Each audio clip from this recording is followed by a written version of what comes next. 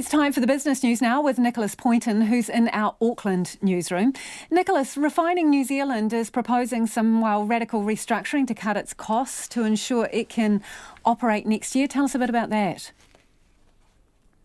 Yeah, look, Lisa, this is a company that's been copying it from all angles. So back in April, they announced a strategic review of its business, and this came as they saw a global slump in oil prices, cheap supply from the Asian market, and also just reduced demand for fuel in general because of COVID-19. One thing you have to bear in mind is that the refinery supplies most of the aviation industry's fuel, but at the moment, unfortunately, planes are spending more time on the ground than they are in the air. So today, what we heard from Refining NZ was its first phase of its strategic review. This is a plan about how it plans to operate next year effectively. And to do it, they say they're going to scale back its oil production to 90,000 barrels of crude oil a day. That's a fall of about 20%. It's also scrapping bitumen production altogether. As a result of all these scale backs, they say they're going to have to cull its workforce by about a quarter. That's about 100 jobs lost, taking its total workforce down to about 300. And this restructure, they say it's going to cost the company about $5 million, but it's going to lead to about $20 million in savings in its operational costs.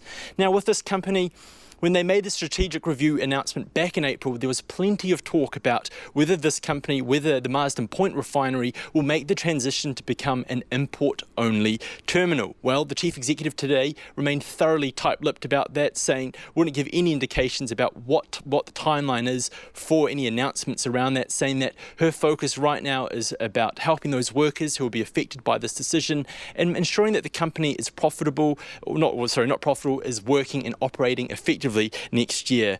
We did also hear from First Union, that's the union that represents the workers at Marsden Point, and they have actually called on the government, saying that they want the government to live up to its rhetoric about climate change being both an opportunity and a disaster. They want the government here to partner with the refinery, and here's what First Union organiser Justin Wallace had to say.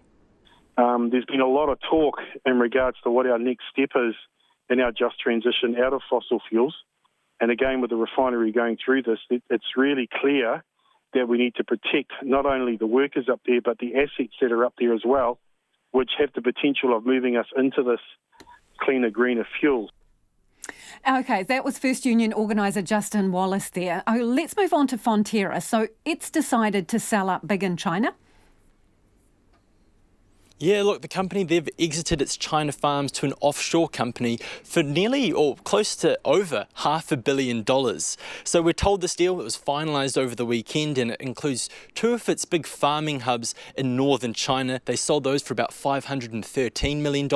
And in a separate deal, they agreed to sell 85% of its stake in a local farm for about $42 million. And this, for Fonterra, it really closes the page on what has been quite a tough venture for them over the past few years.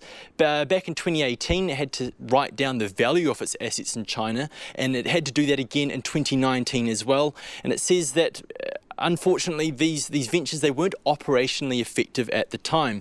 However, Fonterra's chief executive, Miles Hurrell, says he has no regrets. He says it's always been its plan to support the local dairy industry in China, and that was its intention going into this deal. They say the money that they've raised from this big sale, that's going to go towards paying down its debt that's currently on its balance sheet. And what we've seen today from Fonterra is maybe a sign of things to come. Miles Hurrell, that's the CEO for Fonterra, he says its yogurt business and partnerships with Nestle in Brazil, that's likely to be the next assets to go on the block. So look, we'll wait and see what happens with these assets and see what prices they might fetch.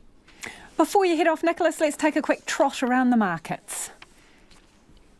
Yeah, sure. Look, the NZX Top 50, it's up by about 75 points to 11,898.